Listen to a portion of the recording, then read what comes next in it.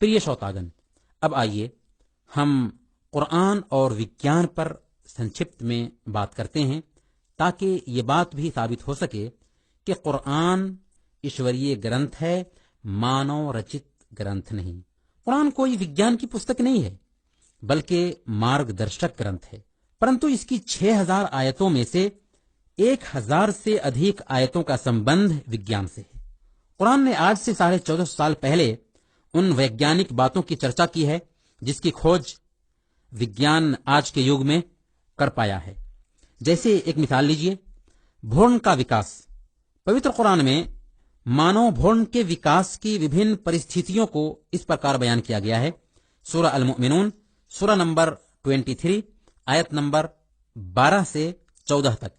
वलक़द खलक़नल इंसान मिन सुलालतिन मिन तीन सुम्मा जअलनाहु नुत्फ़तन फ़ी क़रारिन मकीन सुम्मा खलक़नल नुत्फ़त अलक़ह फ़खलक़नल अलक़त मुद्ग़ह फ़खलक़नल मुद्ग़त इज़ामन फ़कसौनल इज़ाम लहमा सुम्मा अंशअनाहु खल्क़न आख़र फ़तबारकल्लाहु अहसनुल ख़ालिक़ीन।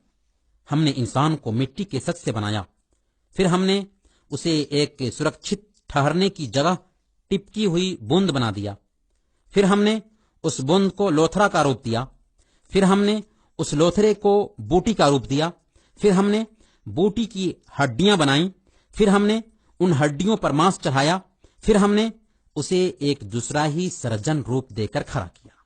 अगर कोई कहता है कि कुरान मोहम्मद सल्लल्लाहु अलैहि वसल्लम की रचना है, तो उसे सोचना चाहिए कि आज से 1450 साल पहले मोहम्मद सल्लम को यह कैसे पता चल गया कि मां के पेट में गर्भ का विकास कैसे होता है। ये इस बात के लिए प्रमाण है कि कुरान मोहम्मद सल्लल्लाहु अलैहि वसल्लम का बनाया हुआ नहीं, बल्कि ईश्वरीय वाणी है। इसीलिए कनाडा यूनिवर्सिटी के एक प्रोफेसर मोरे इन आयतों के संबंध में लिखते हैं, हमारे लिए स्पष्ट है कि ये तथ्य मोहम्मद सल्लम पर अल्लाह की ओर से ही आया है, क्योंकि भ्रूण की खोज मोहम्मद सल्लल्लाहु अलैहि वसल्लम की मृत्यु के बाद ही हुई है। यह हमारे लिए स्पष्ट प्रमाण है कि मोहम्मद सल्लल्लाहु अलैहि वसल्लम अल्लाह के भेजे हुए संदेष्टा हैं। एक दूसरी मिसाल लीजिए, तकलीफ और कष्ट खाल को होता है, गोश्त को नहीं। प्रोफेसर तेगासान ने जब सन 1995 ईस्वी में सऊदी अरब के रियाद में आयोजित एक सभा में कुरान की इस आयत पर चिंतन मनन किया। आयत क्या है? सूरह निसा आयत नंबर 56। इसके अंदर ये मैसेज है कि जिन लोगों ने हमारी आयतों का इनकार किया, उन्हें हम जल्द ही आग में झोंकेंगे। कुल्लमा नदिजत जुलूदुहुम बद्दलनाहुम जुलूदन गैरहा लियदूकुल अज़ाब। जब उनकी खालें पक जाएंगी तो हम उन्हें दूसरी खालों से बदल दिया करेंगे ताकि वो यातनाओं का मजा चखते रहें। इस आयत पर चिंतन मनन करने के बाद उन्होंने अपना विचार इन शब्दों में व्यक्त किया, मैं विश्वास करता हूं कि कुरान में जो कुछ भी 1400 वर्ष पूर्व लिखा जा चुका सत्य है और आज अनेकों वैज्ञानिक स्रोतों द्वारा प्रमाणित किया जा चुका है। चूंकि मोहम्मद सल्लल्लाहु अलैहि वसल्लम पढ़े लिखे न थे, अतः वो कुरान के संदेष्टा ही हैं और उन्होंने योग्य सृष्टा की ओर से ही अतिरिक्त ज्ञान को समस्त मनुष्यों तक पहुंचाया है। वो योग्य सृष्टा अल्लाह ही है। इसलिए लगता है कि वो समय आ गया है कि मैं गवाही देते हुए पढ़ूं। फिर उन्होंने कहा, अशहदु अल्लाह इलाहा इल्लल्लाह व अशहदु अन्ना मुहम्मदर रसूलुल्लाह। मैं गवाही देता हूं कि अल्लाह के अलावा और कोई सत्य पूजनीय नहीं, और मैं गवाही देता हूं कि मोहम्मद सल्लल्लाहु अलैहि वसल्लम अंतिम संदेष्टा हैं। फिर उसी समय उन्होंने इस्लाम स्वीकार कर लिया। एक और मिसाल लीजिए, साइंस कहती है कि विश्व गैसी धातु से बना है और विश्व शुरू में धुआं ही धुआं था। ये बात कुरान ने आज से 1450 साल पहले बयान कर दी थी। सूरह फुस्सिलत सूरह नंबर 41 आयत नंबर 11। सुम्मा इस्तवा इलस समाई वहिय दुखान। फिर आसमान की तरफ मुतवज्जा हुआ जो उस समय मात्र धुआं था। आप सोच सकते हैं कि किसने मोहम्मद सल्लम को बताया कि विश्व शुरू में धुआं ही धुआं था। इसे पता ये चला कि कुरान मोहम्मद सल्लम का बनाया हुआ ग्रंथ नहीं, बल्कि अल्लाह की वाणी है।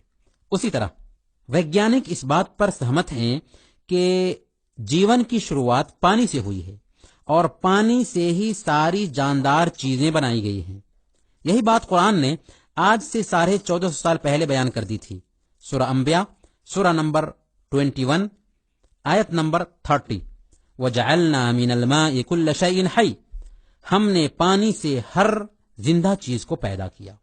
یہاں پر بھی وگیان کی بات اسپشٹ روپ میں سامنے آ رہی ہے کہ پانی سے ہی جب ساری چیزیں پیدا کی گئی ہیں اور وگیان کو آج پتا چل رہا ہے، تو آج سے 1450 سال پہلے اس بات کا ورنن قرآن میں پایا جاتا ہے۔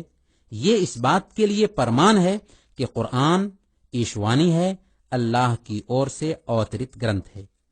اسی طرح سائنس نے کھوج کیا ہے کہ پہاڑوں کی جڑیں زمین کے اوپر نہیں بلکہ زمین کے نیچے ہوتی ہیں، اور اس کا ہلکا سا سرا اوپر ہوتا ہے جو زمین کو ہلنے اور کھسکنے سے بچاتا ہے۔ یہ بات بہت پہلے قرآن مجید میں بتا دی گئی ہے۔